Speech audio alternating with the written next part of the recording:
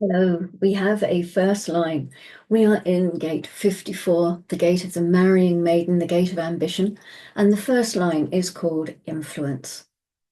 And this first line can sound a bit strange if you do not really understand what the gate as a whole is all about. In the exaltation, it says the ability to achieve influence through secret relationships, anywhere from the private advisor to the Satanist. Ambition energized through secret relationships which fuel influence. When a 54-1 says, I can help you rise up, then they get power because of their fuel, their ability to be the advisor, to be the secret one behind the masses. They say to others, do this, do that. And in doing that, as the other rises up, they rise with them.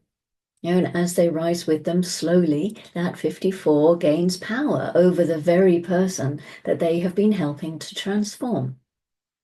The moment that the ambition is for oneself, there is no influence. This is tribal. It's about support, and the ambition has to be pointed toward the other. Let me help you, they say. Let me work for you. I really think what you're doing is great. Let me help you out. And in doing that, they gain power. Imagine that you have a worker in a factory and they develop through secret relationships the chance of being noticed and raised above their current position.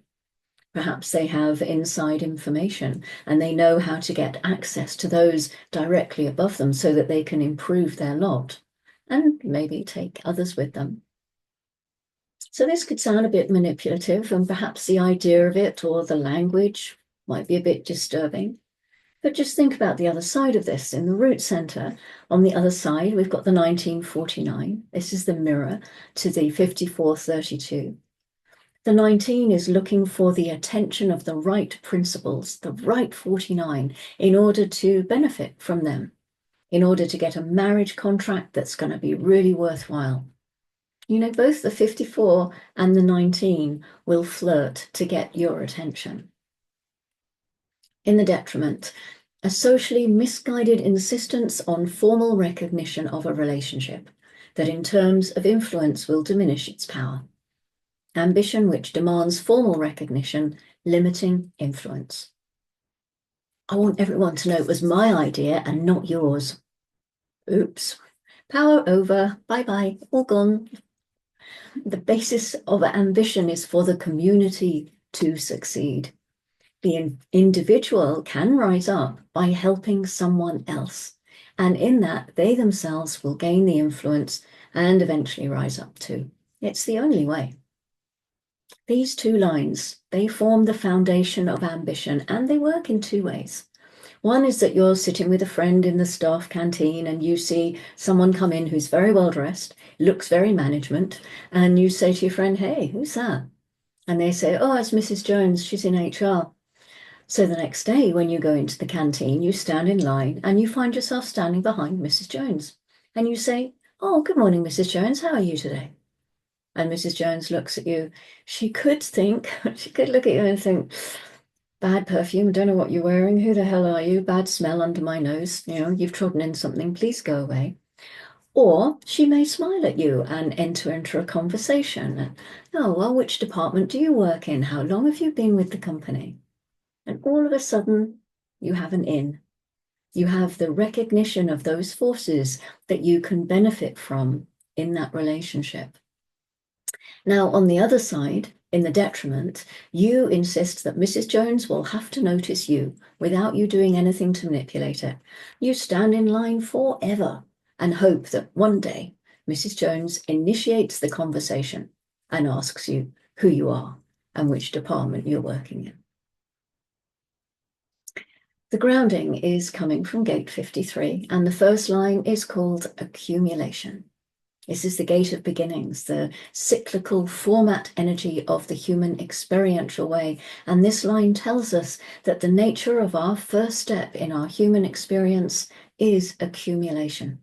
We need to eat, after all. We need shelter, we need clothing.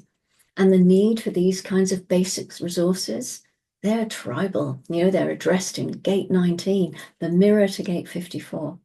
In the beginning was the need. and the logical step of having the ambition to meet those needs. The moon is still in gate 36 since 0621 this morning, the gate of crisis, the darkening of the light, the solar plexus gate in the stream of feeling. At 1600, it moves into gate 25, the gate of the spirit of the self, the gate of innocence and unconditional love in the G center. This gate, really, it's about loving yourself first. It's part of the centering circuit. This is neither collective nor tribal, but it has much more individuality about it than anything else. Love yourself first. See the perfection that you are and truly embrace that. And then loving everything else unconditionally is a given. And it also becomes an or not because it's not important anymore. Once you love yourself and you've found that certainty within yourself, actually nothing else has the same importance in a way. The moon moves into gate 17 at 1:38, and this is the Ajna gate of opinions, also called following. The Ajna is an awareness center. It's an awareness center that carries an anxiety, of course. We know all the awareness centers have either fear or nervousness, and up here we have anxiety. And the anxiety it carries in the 17th gate is that our opinions won't be considered to have any value. They won't be understood. This is the collective logical circuit, which can be very critical. And it can be quite hard to have our opinions mocked or ignored or misunderstood. This is a projector gate, so perhaps things will go well for us when we wait for the recognition and invitation that someone else is ready to hear whatever it is that we have to share. So this is us. We have begun our exploration of gate 54, the gate of ambition, and I will be back tomorrow with the second line. Until then, go gently, rise up correctly, and yeah, it sounds a bit weird, doesn't it? Anyway, regardless, go gently. I'll see you tomorrow. Bye-bye.